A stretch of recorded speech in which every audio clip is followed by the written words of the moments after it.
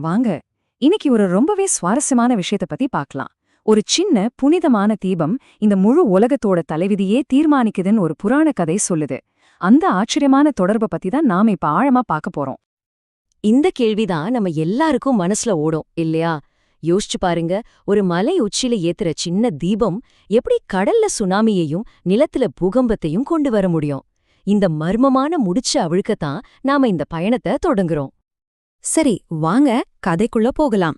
இது எல்லாமே எங்க தொடங்குதுன்னா, அண்ணாமலைன்னு சொல்ற புனித மலையோட உச்சியில ஏற்றப்படுற கார்த்திகை தீபத்துல இருந்துதான். இது வெறும் விளக்கில்ல, அதுக்கும் மேல ஒரு தெய்வீக ஜோதி. ஆனா இந்த தீபத்துல ஒரு பெரிய மாற்றம் நடந்திருக்கு. அந்த காலத்துல இந்த தீபம் பல நாட்கள் அணையாம தொடர்ந்து எரிஞ்சுகிட்டே இருந்திருக்கு. ஆனா நாம வாழ்ற இந்த கலியுகத்துல அதோட சக்தி குறைஞ்சு இப்போ வெறும் 16 நாளைக்கு மட்டும்தான் எரியுது. இந்த ஒரு சின்ன மாற்றம்தான் எல்லா பிரச்சனைக்கும் ஆரம்ப புள்ளி. சரி, அந்த விளக்கு மங்குறதுக்கும் உலகத்துல நடக்கிற பிரச்சனைகளுக்கும் என்ன சம்பந்தம்? சொர்க்கமே தன்னை மறைச்சுக்கிட்டா என்ன நடக்கும்? வாங்க பாக்கலாம். அந்த புராணம் என்ன சொல்லுதுன்னா, அந்த தீபத்தோட ஒளி குறைய ஆரம்பிச்ச அதே நேரத்துல சிவபெருமானே தன்னை உலகத்துக்கிட்ட இருந்து மறைச்சுக்க ஆரம்பிச்சாரு. இதுதான் கதையோட முக்கியமான டேர்னிங் பாயிண்ட். அந்த புராணம் சொல்லுது, மேகங்கள் அவரை மறைத்தனன்னு. அதாவது கடவுளே தன்னை மேகங்களுக்கு பின்னால மறைச்சுக்கிட்டாரு. அதோட விளைவுகள் ரொம்பவே பயங்கரமா இருந்துச்சு. பாருங்க, இறைவனோட இந்த மறைவு ஒரு சாதாரண விஷயம் இல்ல. அது பூமி மேல ஒரு பெரிய சங்கிலி தொடர் மாதிரி ஒன்னுக்கொன்னு தொடர்புள்ள பேரழிவுகளை கொண்டு வந்துச்சு.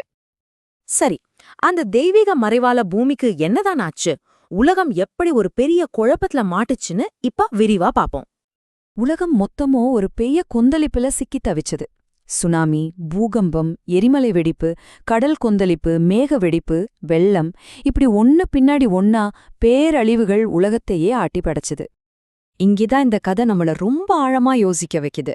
இந்த பிரபஞ்சத்துல நடக்கிற எல்லாத்துக்கும் காரணம் மனுஷங்களோட தர்மம் தானே இந்த புராணம் சொல்லுது.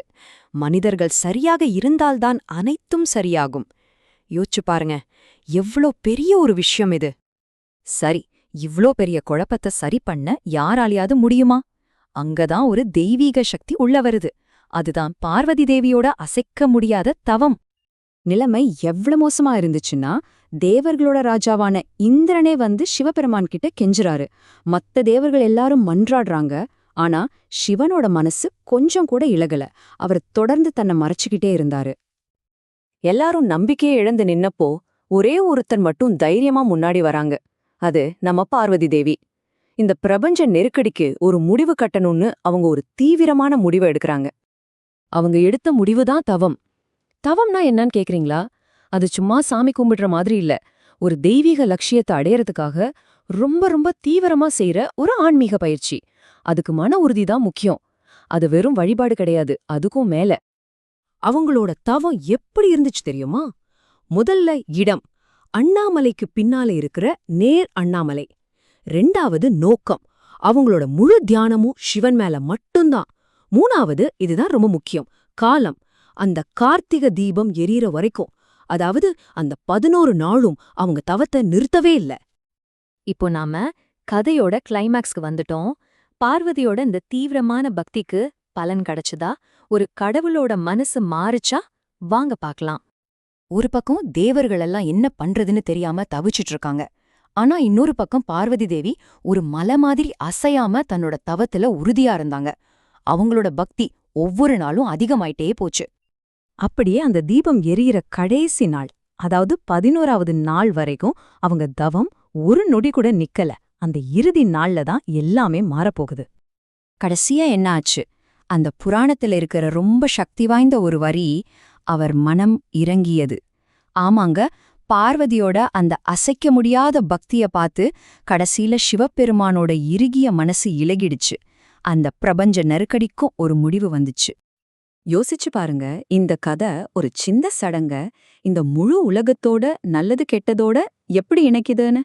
அப்போ நம்ம வாழ்ற இந்த காலத்துல நம்ம சடங்குகளும் நம்பிக்கைகளும் கொஞ்சம் கொஞ்சமா மங்கிட்டு வர்றதுக்கு என்ன அர்த்தம்? ஒருவேளை இந்த புராணம் நமக்கு இதைத்தான் சொல்ல வருதோ? இது நாம எல்லாரும் நம்ம மனசுக்குள்ள கேட்டுக்க வேண்டிய ஒரு கேள்வி.